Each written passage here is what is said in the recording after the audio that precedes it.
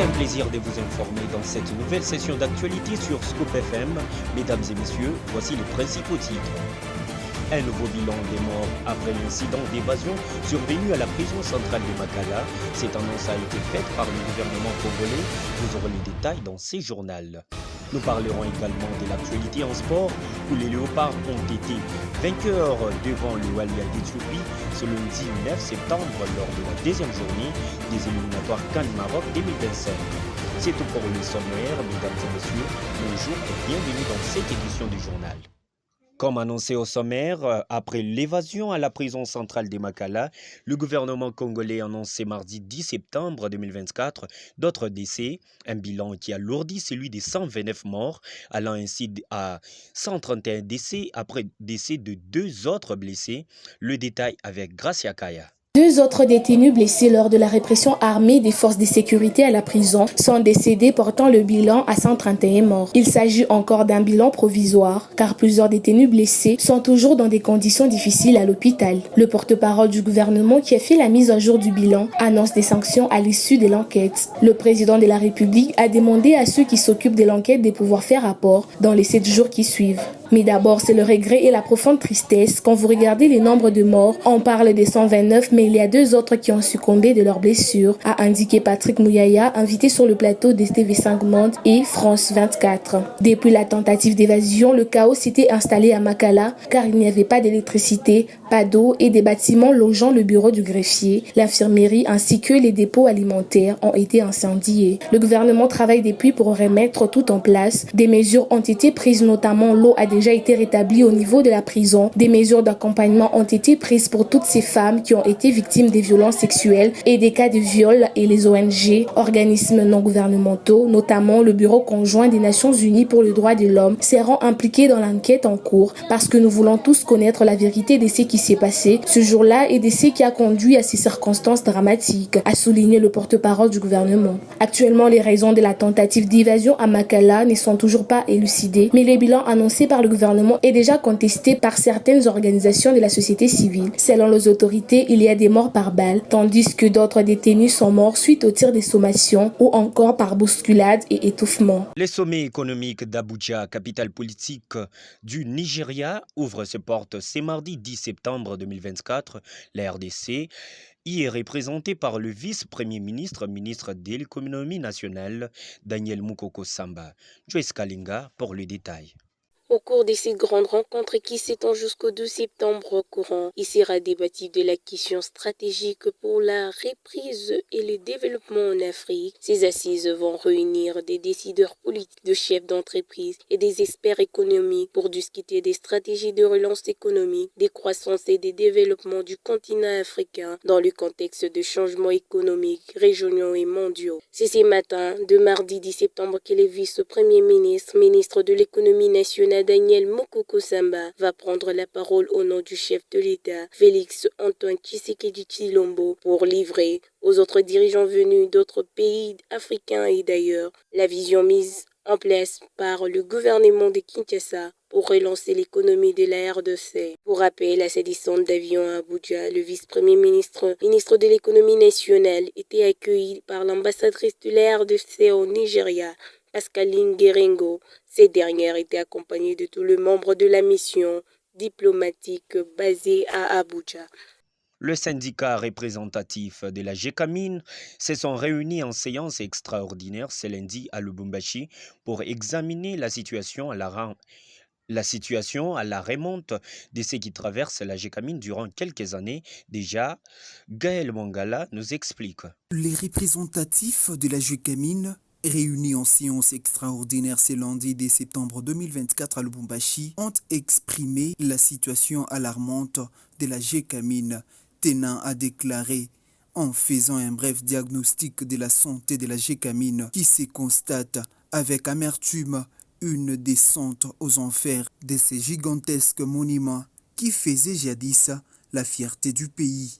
À la venue du management actuel à la tête de l'entreprise, l'agent GECAMIN avait rêvé sa relance, mais hélas, en lieu et place de celle-ci, il se constate une gestion conflictuelle du staff dirigeant, une absence totale des plans fiables, des relances à la production, une spoliation du patrimoine minier de la Gécamine en faveur des tiers, vente des remblais, autres sites exploitables au tiers, une transformation des permis et recherche en permis d'exploitation sans aucune étude de faisabilité préalable. Aux travailleurs qui se soucient jour et nuit pour sortir de ces colosses miniers du sommeil dans lequel il a été plongé pendant plusieurs années, de se remettre en ordre des batailles en attendant le mot d'ordre des syndicats.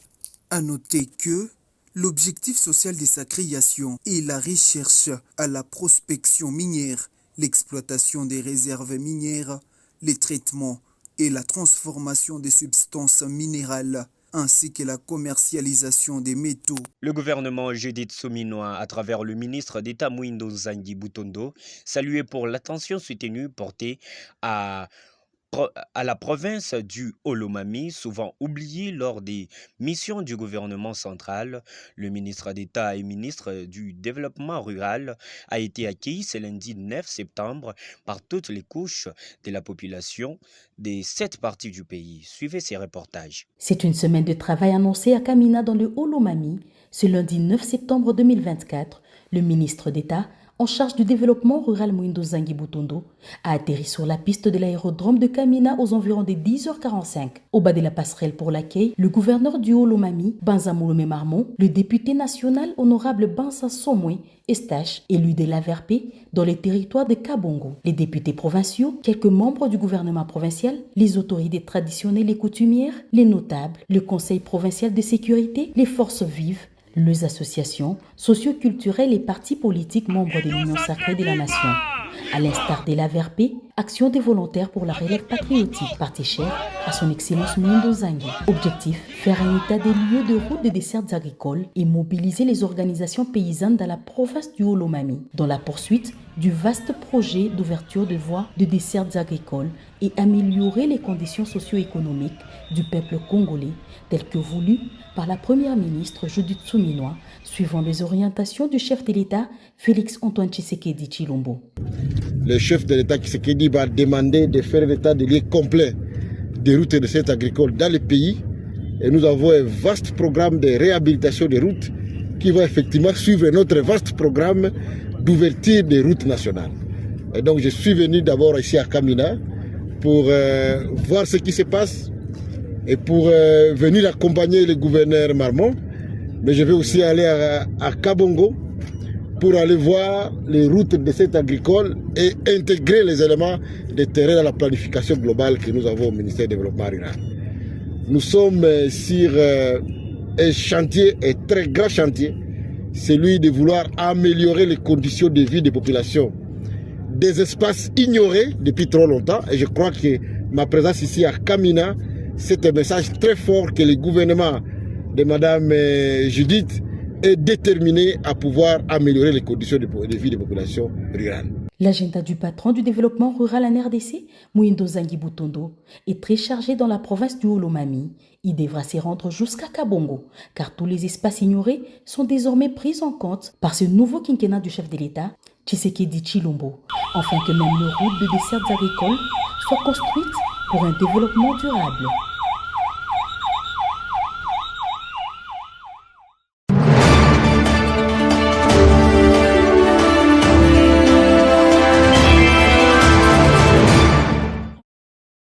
Début à 0, c'est le score final de la rencontre qui a opposé les Léopards de la République démocratique du Congo contre le Walia d'Éthiopie lors de la deuxième journée des éliminatoires de la CAN Maroc 2025 qui a eu lieu ce lundi 9 septembre 2024 au Benjamin Mpaka Stadium de Dar es Salaam en Tanzanie. Suivez.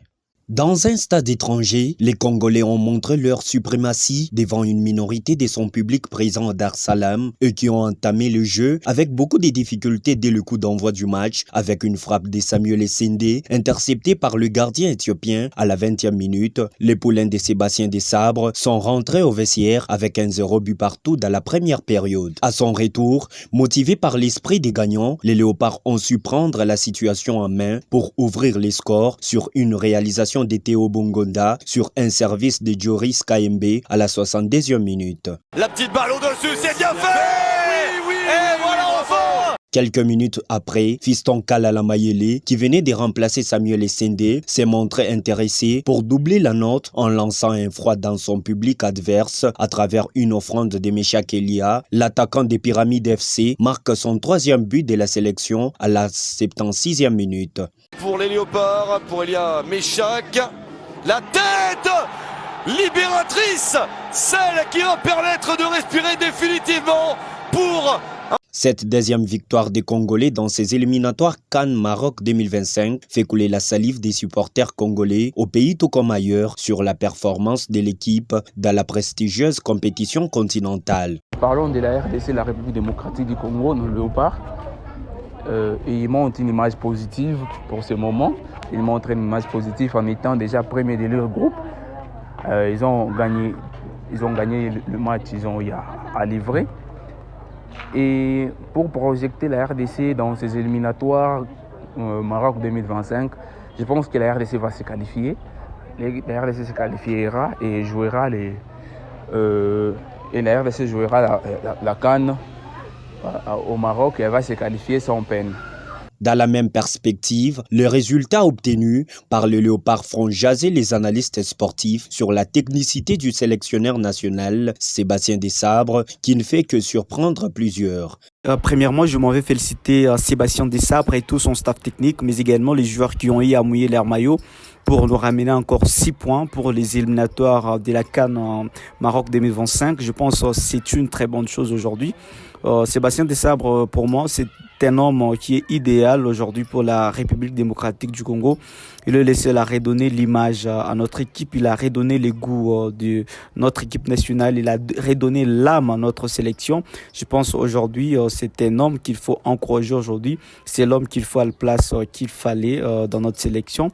Aujourd'hui, ce qui fait la différence et ce qu'il a au moins eu à mettre en place pour nous ramener les 6 points. Je pense aujourd'hui, ce qui fait la force de Sébastien Desabre, c'est l'état d'esprit et son discours dans le vestiaire. Parce qu'aujourd'hui, le football, c'est un état d'esprit. Le football s'y joue sur des petits détails, mais actuellement, quand vous essayez de voir la RDC, quand la RDC joue, c'est un état d'esprit. C'est ce qui fait aujourd'hui la différence et c'est ce qui a fait à ce que Sébastien Desabre remporte les 6 points ou soit remporte tous les 2 matchs. C'est l'état d'esprit et les discours qu'il a eu à inculquer dans les joueurs. Quand vous essayez de voir aujourd'hui, c'est Chancel Mbemba n'a pas des temps de jeu dans son équipe, mais aussi Dimitri Berthaud, c'est juste quoi. Il a eu à inculquer quelque chose dans les chefs de ses joueurs et les joueurs ont respecté, ils ont joué leur rôle. La preuve est que quand vous avez regardé les matchs, la récente rencontre, la première mi-temps était catastrophique pour les Léopards. Il s'y est dénoté que la RDC garde provisoirement la tête du classement dans le groupe H avec 6 points et 3 buts marqués. Et c'est par ici que nous mettons un point final à ces journaux parlés. Cléophas Banza, c'est moi. Steve Micha nous a réalisé et Christian Mouchampa a assuré la coordination. Mesdames et messieurs, merci pour votre attention soutenue.